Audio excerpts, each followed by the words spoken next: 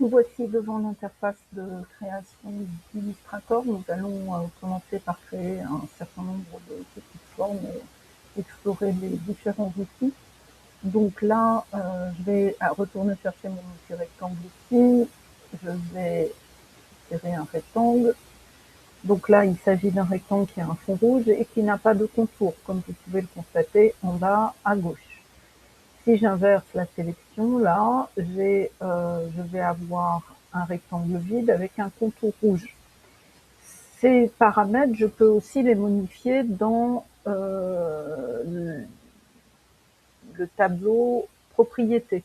Donc là, vous avez propriété, vous avez la ligne de contour, vous pouvez notamment augmenter sa taille et l'opacité aussi. Vous pouvez, si je double-clique sur le fond, vous voyez, je peux avoir soit des palettes comme ceci. Vous pourrez explorer un petit peu, donc je peux lui mettre une couleur différente. Voilà, j'obtiens un, ça se répercute ici, j'obtiens un rectangle orange avec un contour rouge relativement épais. Les angles du rectangle peuvent aussi être modifiés en tirant sur ces petites poignées-là. Voilà, ça permet d'ajuster le rectangle. Donc, quelque chose d'intéressant à savoir, si je trace un deuxième rectangle, donc il va utiliser les mêmes caractéristiques que le précédent, puisque rien n'a été bougé ici. Je peux à nouveau arrondir les angles. Alors, ce serait bien de repérer, par exemple, avec l'outil de sélection directe, là, je tire l'angle et je divise 19, si je veux le même. 18, 19, je l'avais fait. Voilà, donc là j'ai deux rectangles qui n'ont pas la même taille mais qui ont les mêmes angles. Et il y a un outil intéressant, donc je peux sélectionner ces deux éléments ensemble. Je clique, j'appuie sur Maj et je sélectionne l'autre objet, donc j'ai deux objets. Et puis je vais prendre cet outil de concepteur de forme et je vais circuler dans mes deux formes et ça va les unir, comme ceci. Donc ça, c'est un outil intéressant.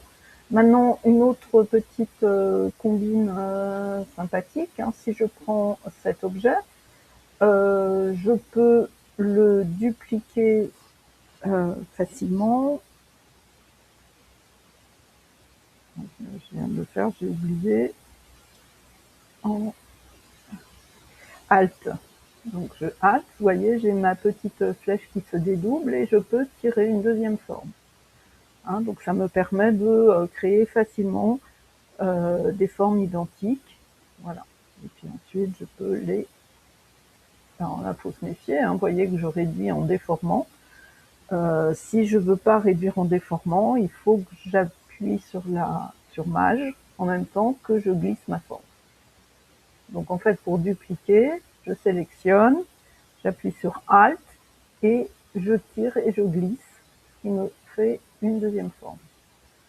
J'appuie sur Maj et je peux réduire ma forme. Donc ça, c'est une façon sympa de faire plusieurs formes.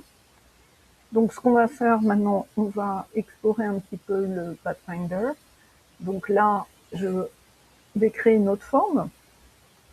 Donc j'appuie sur Maj pour avoir un rond parfait. Et donc il y a un contour, comme vous voyez. Je vais positionner cette forme sur l'autre. Je vais afficher ici la palette Pathfinder. Et vous avez un certain nombre. Donc ça, c'est union des formes. On va obtenir la même chose qu'on a obtenu avec le concepteur de forme. Ah oui, pardon, il faut sélectionner les deux formes, bien sûr, sinon ça ne fonctionne pas. Donc vous sélectionnez les deux formes, faites ça, et hop, ça vous joint les deux formes. CTRL Z, je reviens en arrière. Là, ça m'a enlevé, supprimé la dernière forme posée, la forme qui est sur le dessus. Donc je clique, je sélectionne ça et je clique et ça m'enlève la forme qui est sur le dessus. CTRL Z, ici, il va me rester que la partie, l'intersection entre les deux formes. Voilà. CTRL Z, je reviens en arrière. Là, c'est l'inverse, ça va m'évider la partie centrale entre les deux formes. Voilà. Donc là, si je dessine une autre forme, voilà, et que je décide de la mettre en arrière, donc là, mettre disposition, mettre en arrière, hop, je vois que j'ai un trou, hein, ok. Voilà. Donc ça, c'est les premières petites choses vraiment intéressantes. Donc Pathfinder, il y en a plein d'autres, hein, je vous laisse explorer.